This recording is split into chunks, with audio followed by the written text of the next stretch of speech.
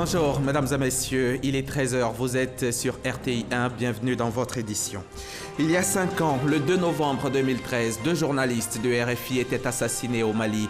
Depuis, à cette date et en leur mémoire, l'UNESCO a institué la Journée internationale de la fin de l'impunité pour les crimes commis contre les journalistes. Sidi Tiemoko Touré salue les efforts du gouvernement à préserver la liberté de la presse en Côte d'Ivoire. Plus de 5 milliards 162 millions de francs CFA de matériel viennent d'être remis par le gouvernement aux agents de terrain des eaux et forêts. Ce geste s'inscrit dans le cadre de la nouvelle politique de préservation, de réhabilitation et d'extension des forêts adoptée en Conseil des ministres le 23 mai dernier. Au Mali, c'est la fin de la grève des magistrats. Après plus de 3 mois d'interruption de travail, les syndicats avec leurs militants ont décidé de suspendre leur mot d'ordre. Ils réclamaient plus de sécurité dans les tribunaux pour les personnels de justice et une augmentation de salaire. Un accord partiel a été trouvé avec les autorités. Nous sommes vendredi 2 novembre et la Côte d'Ivoire, à l'instar des autres pays, célèbre aujourd'hui la Journée internationale de la fin de l'impunité pour les crimes commis contre les journalistes. La Côte d'Ivoire qui fait des progrès en matière de liberté de la presse. De la 159e place en 2012, elle est passée au 82e rang en 2018, soit 77 places de gagnées. À l'occasion de la journée, de cette journée donc de célébration de la fin de l'impunité pour les crimes commis contre les journalistes, Sidi Tiemoko Touré, le ministre de la Communication et des Médias, salue les efforts du gouvernement à préserver la liberté de la presse en Côte d'Ivoire. Ces propos sont recueillis par Issaïo. Le 2 novembre 2013, Ghislaine Dupont et Claude Verlon, 2 journalistes français, sont enlevés et tués au Mali. En mémoire à leur assassinat, les Nations Unies décrètent cette date Journée internationale de la fin de l'impunité pour les crimes commis contre les journalistes. Cette résolution vise à exhorter les États à prendre des mesures précises pour combattre la culture de l'impunité et à protéger davantage les journalistes dans l'exercice de leurs fonctions. La Côte d'Ivoire qui a fait le choix, dès 1990, d'ouvrir le secteur de la presse en même temps que son espace démocratique, peut être fière des avancées nombreuses et significatives que le pays a réalisées pour améliorer les conditions de travail des journalistes en particulier, mais également de l'ensemble des acteurs du secteur de la communication et des médias. En effet, les lois portant régime juridique de la presse et de la communication audiovisuelle de décembre 2017, les instruments juridiques et institutionnels mis en place ont marqué à chaque étape la volonté de nos gouvernements de construire un meilleur cadre pour une expression libre de la presse. S'agissant du classement mondial de la liberté de la presse de Reporters sans frontières, RSF, la Côte d'Ivoire a gagné 77 places de 2012 à ce jour, passant ainsi de la 159e place au 82e rang.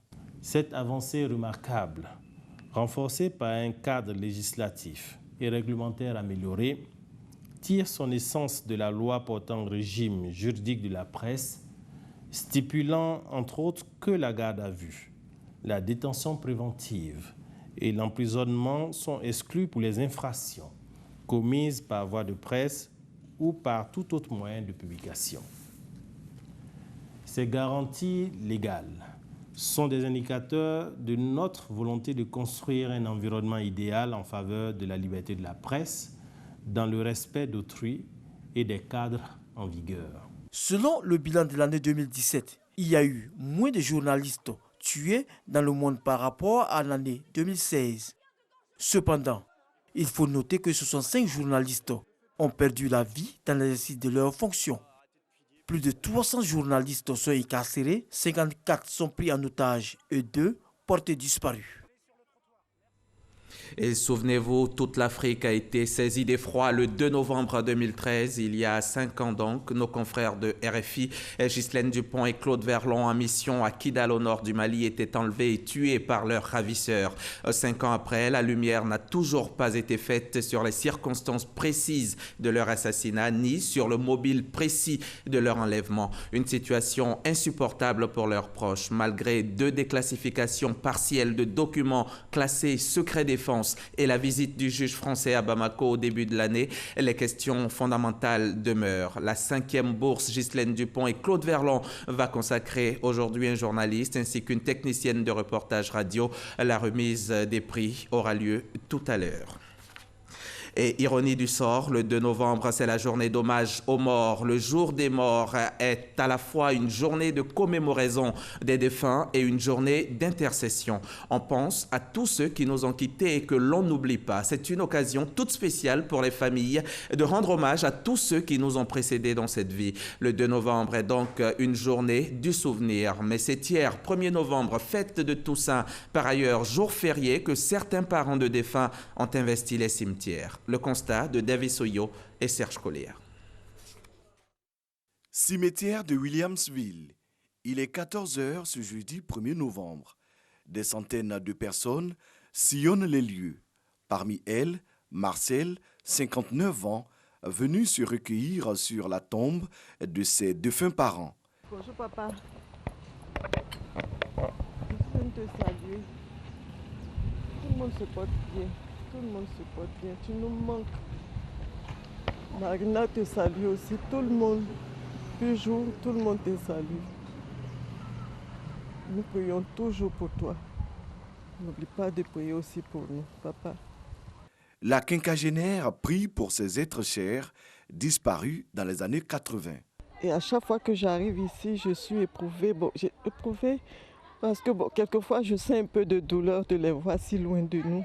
Et je crois que c'est une joie parce que je crois que dans l'espérance, je les reverrai un jour. Donc quelquefois, ça me réjouit, je pleure, pas parce que je suis triste, mais mes larmes coulent comme ça, tout simplement. À la rue numéro 7 du cimetière, la famille Lédio, venue spécialement de Paris. Une visite dédiée à la mémoire d'un des siens. C'est mon grand frère qui est là. Il se repose ici. Je n'étais pas là, j'étais à Paris quand il est décédé. Et là, je suis venu voir la tombe. Et sa tombe qu'aujourd'hui, c'est la Toussaint. Je suis venu encore me recueillir sur la tombe, au moins avant de repartir. J'ai effectué ce déplacement pour venir voir uniquement mon beau-frère qui se repose ici dans la tombe. Ça me fait bizarre, mais c'est l'émotion, je n'ai pas de mots. Juste à côté, une autre famille accomplit le même rituel. Venir sur la tombe de ma petite soeur pour lui dire qu'on n'a pas oublié. C'est pourquoi nous sommes venus sur sa tombe aujourd'hui, qu'on prie toujours pour elle. Je demande des messes pour elle. Les autres aussi demandent des messes pour elle. Mais où elle est aussi, elle n'a qu'à intercéder auprès de Dieu pour nous aussi. Pour nous envoyer le bonheur, la guérison, tout ce que nous avons besoin. Le 1er novembre marque la fête de la Toussaint, en hommage à tous les saints de l'Église catholique. Cette journée est suivie le 2 novembre par l'hommage aux personnes décédées. Hier, 1er novembre, c'était donc la Toussaint, la fête de tous les saints. Ainsi, chaque 1er novembre, l'Église honore la foule innombrable de ceux et celles qui ont été de vivants et lumineux témoins du Christ.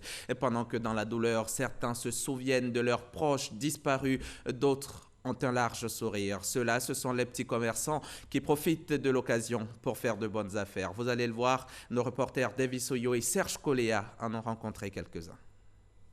Ils font partie des habitués du cimetière de Williamsville tous les 1er novembre. Yves et ses camarades vendeurs de fleurs profitent pleinement de cette journée. La Toussaint, c'est notre traite parce qu'aujourd'hui, j'ai vendu plus que je vends habituellement. Les visiteurs n'ont aucune peine à se procurer bouquets ou gerbes de fleurs. Yves écoule aisément sa marchandise. Aujourd'hui, comme ça, j'ai vendu peut-être 150 000. C'est ce que j'ai compté.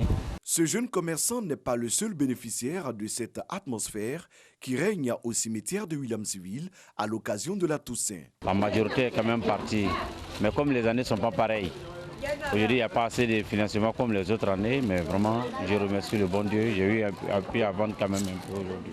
Pour vendre le plus de marchandises possible, chaque commerçant a sa petite astuce. Alice, une des rares filles présentes, a opté pour la vente ambulante. Je viens vendre ici chaque année. Aujourd'hui, par la grâce de Dieu, je peux dire, j'ai vendu un peu beaucoup. J'ai vendu 50 000 et quelques. Comme il n'y a pas d'engagement pour m'arrêter, je me promène pour vendre mes marchandises. Ce commerce n'est pas fait pour déplaire aux nombreux visiteurs. Bien au contraire. Pour ne pas se fatiguer et aller loin, offrir les fleurs, on se contente des fleurs qui sont ici. Ce sont des fleurs de qualité parce que c'est bien monté. Les fleurs que nous prenons ici ne sont pas de bonne qualité, mais les prix sont abordables. J'ai eu ce bouquet à 5 000 francs et je suis là toutes les fêtes. Vraiment, les prix n'ont pas augmenté, c'est les mêmes prix, rien n'a changé. Comme on peut le constater, le 1er novembre, fête de Toussaint, est bien inscrit dans l'agenda de ces petits commerçants. Faire de bonnes affaires en vendant des fleurs, une façon de contribuer à la réussite de ce jour du recueillement et du souvenir.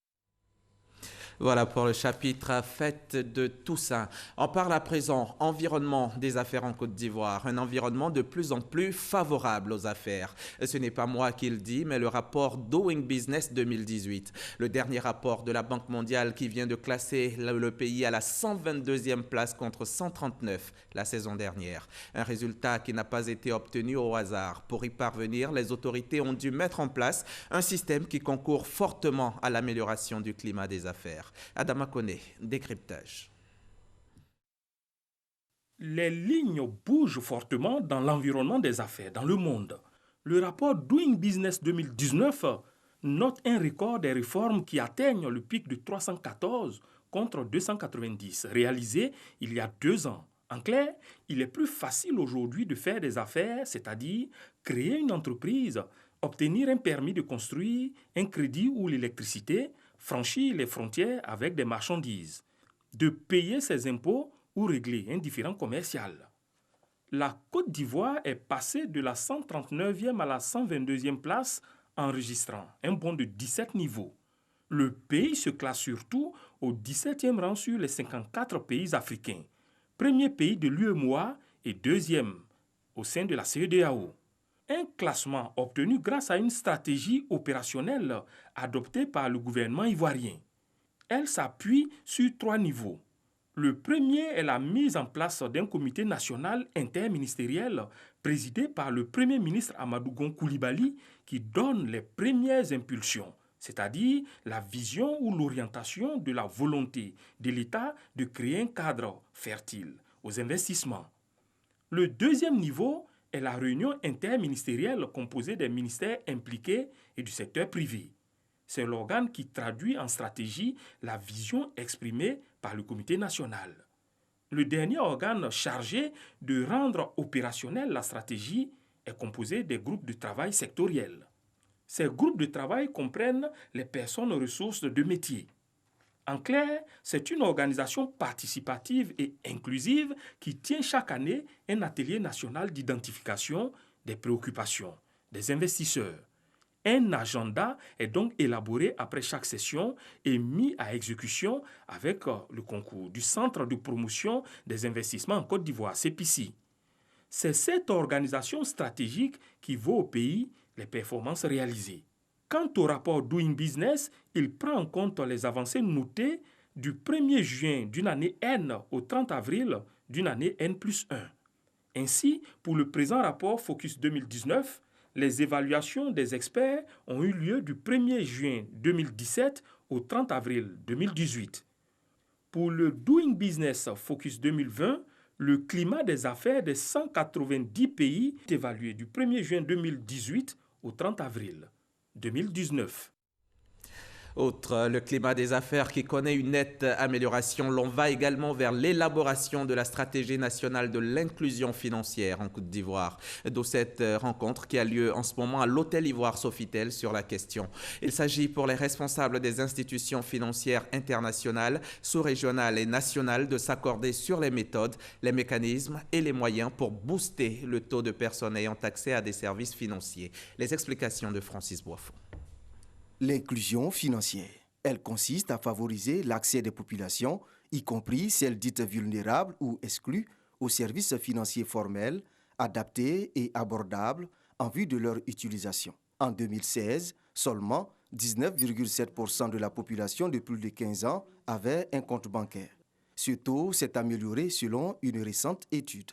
Selon le constat du symposium organisé le 24 juin dernier, l'inclusion financière a progressé en passant de 34% en 2014 à 41% en 2017.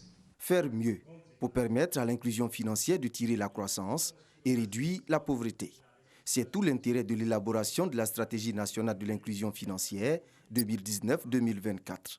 Le contenu du document séduit. Il met l'accent sur les agriculteurs, les petits producteurs, les femmes dans les villages les plus reculés, les jeunes qui sont en quête d'emploi, quel type de services financiers il faut leur apporter. Ça, c'est le premier élément. Le second élément, le document met l'accent sur un vecteur important qui constitue aujourd'hui les nouvelles technologies, le mobile money, la finance digitale, qui est aujourd'hui la révolution pour transformer les affaires. Une chose est d'avoir le document, mais le plus important, c'est sa mise en œuvre.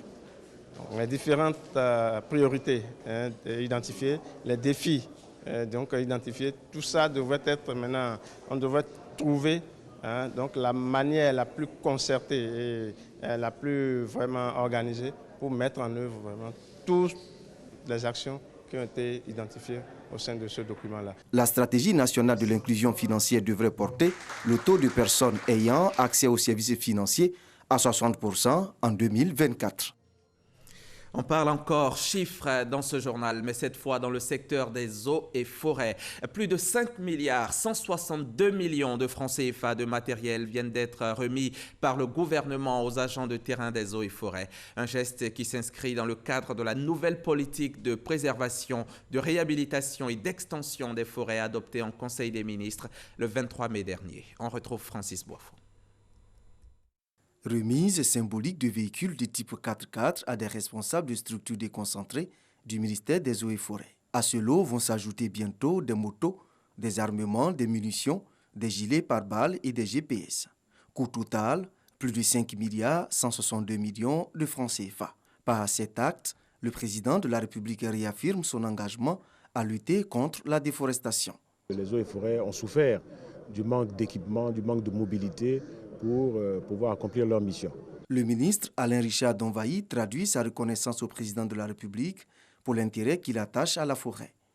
Aux directeurs régionaux et départementaux, aux chefs de cantonnement et de postes forestiers, il demande une présence accrue sur le terrain.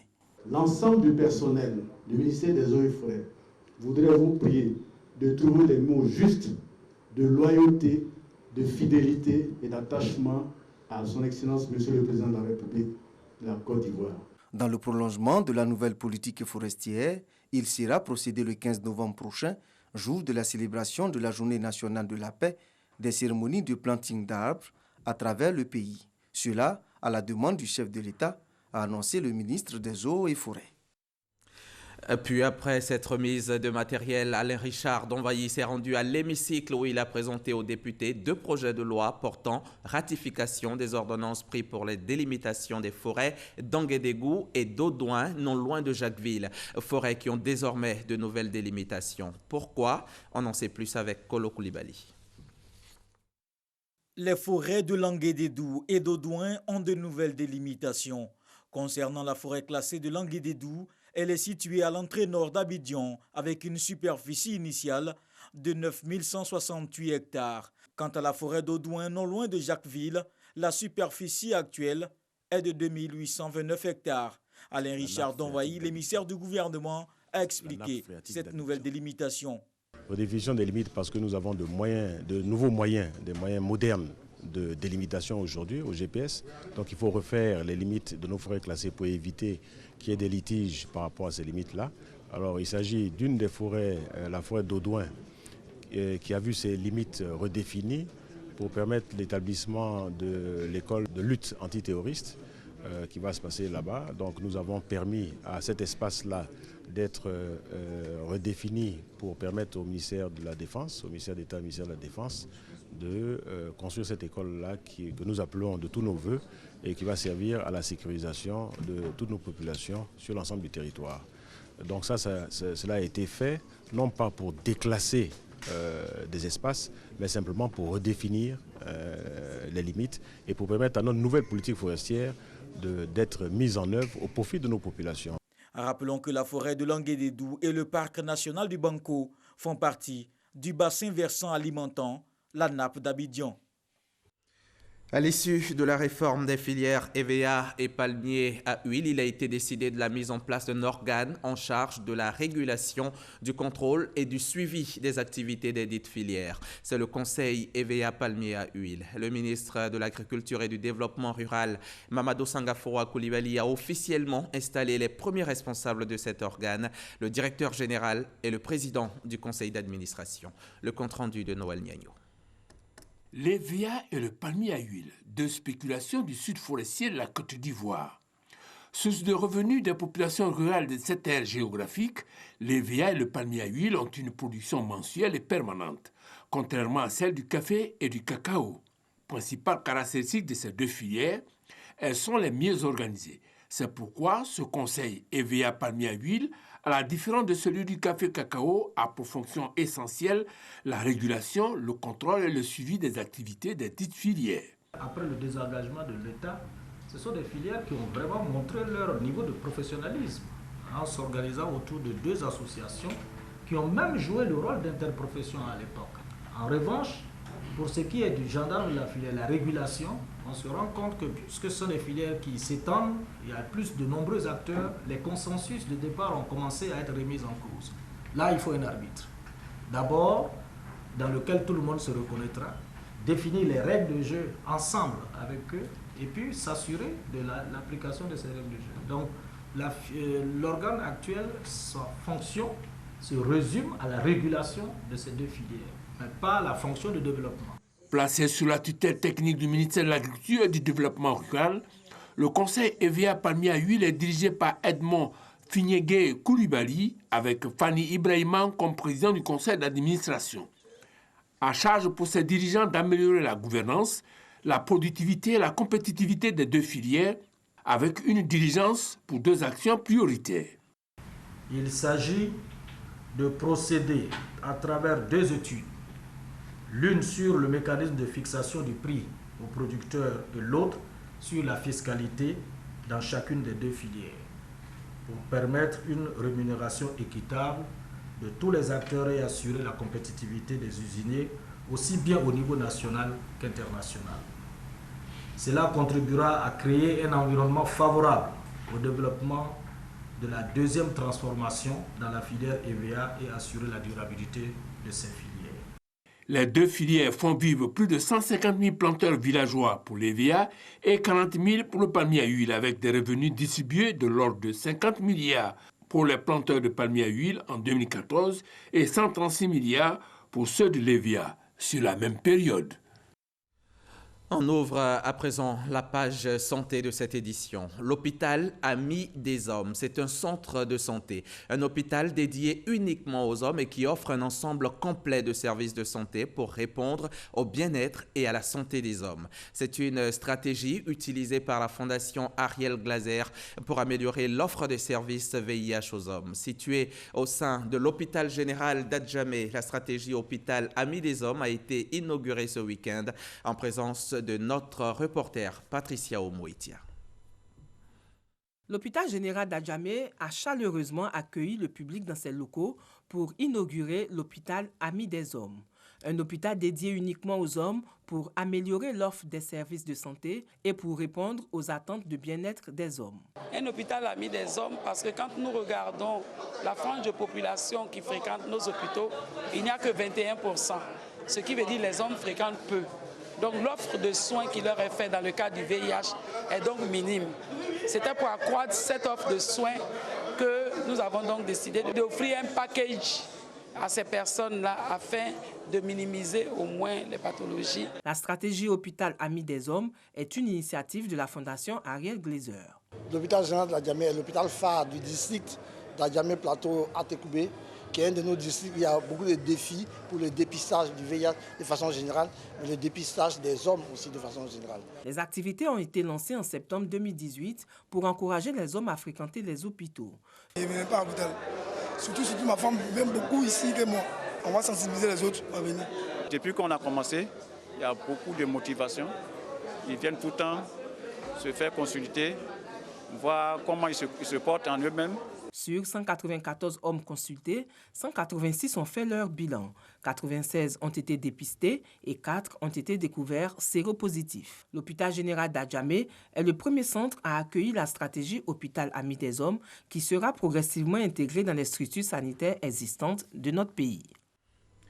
Après avoir collecté des fonds pour les enfants malades du rein et du cœur, le Chamsi, le club des hommes d'affaires musulmans en Côte d'Ivoire, décide cette année de lever des fonds pour voler au secours des enfants malades du cancer de l'Institut d'oncologie pédiatrique du CHU de Treichville. Ce sera au cours de son 5e dîner gala de bienfaisance. C'est ce qu'ont annoncé les responsables du club au cours d'une conférence de presse animée mercredi dernier par Gassoro Kone. En 2016 et 2017, le club des hommes d'affaires musulmans en Côte d'Ivoire était respectivement au chevet des enfants malades du rein et du cœur. Il s'agissait pour les responsables du Chamsi d'apporter leur soutien et leur contribution au bien-être de ces enfants. Comme les enfants malades du rein et du cœur, ceux atteints du cancer pourront pousser un ouf de soulagement. Le club des hommes d'affaires musulmans en Côte d'Ivoire entend, au cours de la 5e édition de son dîner gala de bienfaisance prévu pour se tenir le 14 décembre prochain, collecter des fonds en vue de voler au secours des enfants malades du cancer de l'Institut d'oncologie pédiatrique du CHU de Treichville. C'est ce qui ressort de la conférence de presse animée par le président de cette structure islamique. Le cancer est une maladie grave et coûteuse. Nous comptons donc sur le soutien de nos membres et de nos partenaires afin d'engager le maximum de moyens financiers. Il est important de souligner que le Chamsi est l'émanation des hommes d'affaires musulmans, mais nos actions bénéficient à tout le monde, à tous les enfants malades, sans distinction de race, d'ethnie et de religion. Le cancer, un véritable problème de santé publique. Mamadou Doumbia invite alors autorités, élus, cadres, fidèles, guides religieux et personnes de bonne volonté à accompagner le Chamsi dans cette lutte en vue de vaincre cette pathologie qui endeuille de nombreuses familles. Le message du président du Chamsi, appuyé par Agnès Crédit, victime par le passé du cancer et invité spécial de la 5e édition du dîner gala de bienfaisance. Petit à petit, comme vous le faites, avec des gestes simples, mais des gestes qui viennent du cœur, vous réussirez à percer les roches des cœurs insensibles, parce qu'on ne peut pas rester insensible face aux enfants. Et pour cela, il nous faut inviter tous les Ivoiriens, tous ceux qui vivent avec notre pays, mais tous ceux qui sont des êtres humains, à comprendre que l'engagement pour autrui est le sens de notre vie et l'engagement pour les enfants est le sens de notre existence. Le cancer, ce tueur silencieux, fait de nombreuses victimes en Afrique. En Côte d'Ivoire, environ 20 000 nouveaux cas sont enregistrés par an selon l'Organisation mondiale de la santé, OMS.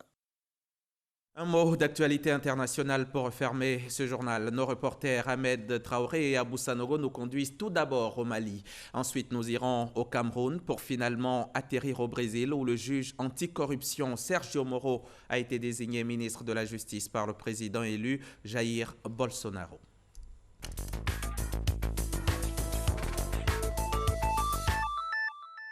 C'est à huis clos, après plus de 2h30 de débat, que la décision est prise par l'Assemblée générale des magistrats. Le mouvement est suspendu après plus de 100 jours de grève. Un accord partiel a été trouvé entre syndicats et gouvernement, validé par les militants syndicaux. Au total, 337 agents viendront renforcer les équipes déjà sur place pour sécuriser les juridictions. Quant à la seconde revendication, celle de l'augmentation des salaires, les magistrats n'ont pas obtenu gain de cause. Le leader sécessionniste, anglophone Sissoko Ayoko Tabe, président autoproclamé de la République virtuelle de l'Ambazonie, a fait sa première apparition publique. Il était devant un juge à la cour d'appel de Yaoundé avec 9 de ses co-accusés. Depuis leur arrestation au Nigeria, suivi de leur extradition à Yaoundé en janvier 2018, des rumeurs avaient circulé sur leur sort. D'autant qu'ils n'étaient plus apparus en public depuis lors. Leur soutien et des proches parents avaient lancé des appels réclamant des preuves de vie à leur sujet au gouvernement. Leurs avocats exigent leur libération. Sergio Moro, juge anticorruption au Brésil, a accepté le poste de ministre de la Justice proposé par Jair Bolsonaro, le président nouvellement élu. Ses priorités seront la lutte contre la corruption, le crime organisé ainsi que le respect de la Constitution et des lois. Le président élu qui a annoncé la nouvelle a réussi un coup de maître. Lui qui durant toute la campagne a dénoncé la corruption et assuré qu'il allait y mettre fin. Et c'est la fin de ce journal. Merci de l'avoir suivi. Je serai encore chez vous demain à 13h.